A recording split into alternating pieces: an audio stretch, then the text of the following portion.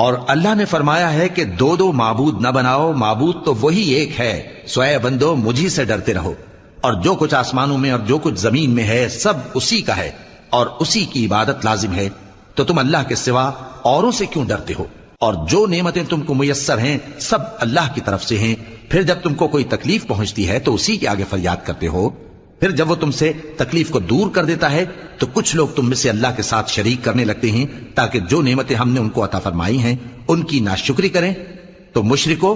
دنیا میں فائدے اٹھا لو، پھر ان قریب تم کو اس کا انجام معلوم ہو جائے گا، اور ہمارے دیے ہوئے مال میں سے ایسی چیزوں کا حصہ مقرر کرتے ہیں جن کو جانتے ہی نہیں۔ کافرو اللہ کی قسم کہ جو تم جھوٹ باندھا کرتے ہو اس کی تم سے ضرور پرسش ہوگی۔ اور یہ لوگ اللہ کے لیے تو بیٹیاں تجویز کرتے ہیں، وہ پاک ہے، اور اپنے لیے بیٹے جو مرغوب دل پسند ہیں، اور جب ان میں سے کسی کو بیٹی کے پیدا ہونے کی خبر ملتی ہے تو اس کا منہ